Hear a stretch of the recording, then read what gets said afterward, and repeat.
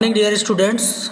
Our today's topic of practical is to study the different stage of the mitotic division of the root tip cell of the onion. Onion root tip cell का जो practical है वो बहुत महत्वपूर्ण है और ये परीक्षा में ज़रूर पूछा जाता है. So aim of the object is the study of different stage of mitosis of onion root tip. और इसमें जो थ्योरी है वो इस तरह से है कि जो सेल डिवीजन होता है वो दो प्रकार का होता है. नंबर एक है माइटोसिस. ये सोमेटिक सेल्स के अंतर्गत होता है. जैसे प्लांट्स में यदि बात करें तो रूट, स्टेम, लीफ ये सोमेटिक सेल्स रहती हैं. और मियोसिस जो रहता है वो जनरेटिव सेल्स में रहता है. तो प्लांट में जो फ्लावर पार्ट है, स्टिग्मा है, एंथर है, ओव्यूल है, ओवरी है, ये सब पार्ट जो है वो इनमें मियोसिस होती है. ये जनरेटिव सेल कहलाते हैं. तो माइटोसिस की यदि हम बात करें तो दो तरीके से पूरी होती है mitosis. Nucleus of the eukaryotic cell divide into two part. पहले न्यूक्लियर डिवीजन होगा, इसे हम कैरियोकाइनेसिस कहते हैं.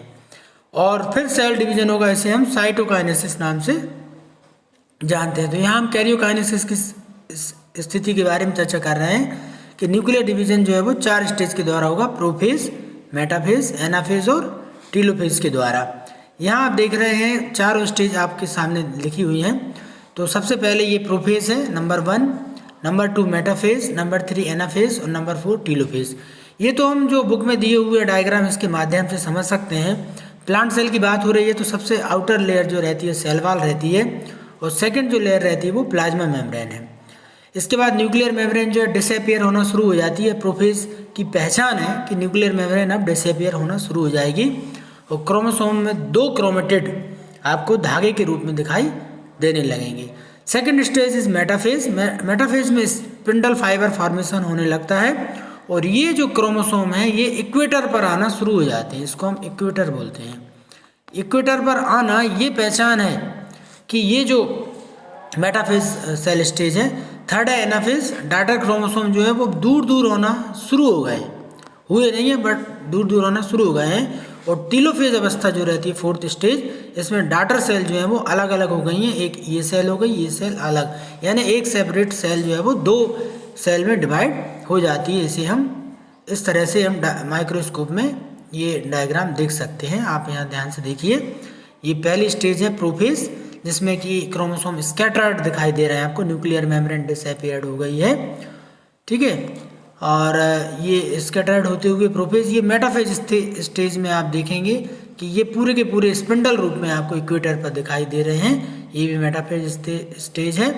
एनाफेज स्टेज में ये आप देखेंगे ये दूर दूर होना शुरू हो गए हैं, एक दूसरे के अपोजिट पोल पर जाना शुरू हो गए हैं. और टीलोफेज में ये पूरी तरह से अपोजिट पोल पर पहुंच जाते हैं. 2 पोल जो है वो अलग अलग पोल आपको यहाँ दिखाई देंगे.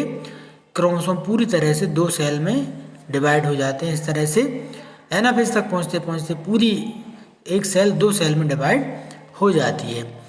यदि हम स्टेज ऑफ माइटोसिस की बात करें तो सबसे पहली स्टेज है प्रोफेज. प्रोफेज में क्या होता है? The process of mitosis is initiated. यहाँ पर स्टार्ट होती है माइटोसिस अवस्था. Shrinking and hence the disappearance of the nucleolus. Nucleolus disappear हो जाता है, न्यूक्लियर मेम्ब्रेन डिसअपियर हो जाती है. मेटाफेज में आप देखेंगे क्रोमोसोम जो है वो इक्वेटर पर आना शुरू हो गए हैं. Chromosome align at the central line of the cell, इसे इक्वेटर भी कहा जाता है. जहाँ तक एनाफेज की बात है, एनाफेज में ये एक दूसरे से दूर होना शुरू हो गए हैं. Each of the chromatid pair detach from the centromere and approach to the other end of the cell through the spindle fibre. ये स्पिंडल फाइबर के द्वारा दूर हो रहे हैं, सेंटर से अब अपोजिट पोल की ओर जाना शुरू हो गए हैं. और टीलोफेज में chromatid have reached the other end of the cell, ये पूरी तरह अपोजिट पोल पर पहुँच गए. इसके बाद दूसरा पॉइंट है the disappearance of the spindle. Disappearance हो जाते हैं क्रोमेटिन फाइबर, फिर से ये अनकॉइलिंग हो जाते हैं और डॉटर क्रोमोसोम के रूप में दिखाई देने लगते हैं. ये आप स्टेज देखोगे mitosis onion root tip cell में. ये जो आपने डायग्राम बनाया हुआ है, ठीक है, प्रोफेज का है, ये अर्ली प्रोफेज का, ये लेट प्रोफेज, ये मेटाफेज अवस्था है, एनाफेज है और टीलोफेज. डायग्राम को आप ध्यान से देख लीजिए. इस तरह से ही आपको पूछा जाएगा कि कौन सी सेल स्टेज आपको दिखाई दे रही है. तो दिखेंगे इस तरह से. डायग्राम तो आपने ये बना लिया, लेकिन माइक्रोस्कोप में ये इस तरह से दिखेंगे. ये अर्ली प्रोफेज, लेट प्रोफेज और ये अवस्था आपको मेटाफेज कहलाएगी. ये थर्ड वाली एनाफेज है और ये फोर्थ टीलोफेज अवस्था है. अब बात आती है कि भाई कौन कौन सा मटेरियल रिक्वायर्ड है। तो सबसे पहले तो इसमें आप देखेंगे जो मटेरियल रिक्वायर्ड आपको दिखाई दे रहा है, सबसे पहले आपने देखा एसीटोकार्बन स्टैन। एसीटोकार्बन स्टैन का काम है कि ये न्यूक्लियस को कलर करने के लिए यूज़ किया जाता है। ईओसिन जहाँ पर हमारी सेल वॉल को कवर करता है, कलरिंग एजेंट है, वहीं आप देखेंगे एसीटोकार्बन न्यूक्लियस के लिए स्पेशली यूज़ किया जाता है। एक बर्नर की आवश्यकता होती है स्लाइड को गर्म करने के लिए, थोड़ा पानी भी चाहिए, N/10 HCl हाइड्रोक्लोरिक एसिड चाहिए, कवर स्लिप चाहिए, एसीटो एल्कोहल, इसमें ग्लेशियल एसिटिक एसिड और इथेनॉल का मिश्रण होता है, फिल्टर पेपर चाहिए आपको, वाच ग्लास, कांच की स्लाइड चाहिए, ऑनियन चाहिए, फोर्सेप्स चाहिए जिसके द्वारा आप सेल को निकालते हैं, सेल वॉल को। इसके बाद आपको ब्लेड चाहिए, ड्रॉपर चाहिए, निडल और माइक्रोस्कोप। ये सब चीज़ें आपको ओनियन रूट टिप्स का जो आप स्टडी करेंगे माइटोटिक की सेल डिवीज़न, उनमें इन चीज़ों की आवश्यकता पड़ती है। तो ये लिस्ट में है compound microscope, acetocarmine stain, water है, बर्नर चाहिए, N/10 HCl, filter paper, cover slip, aceto alcohol, glass slide, onion root tip, forcep, blade, बाट ग्लास, ड्रॉपर, निडल।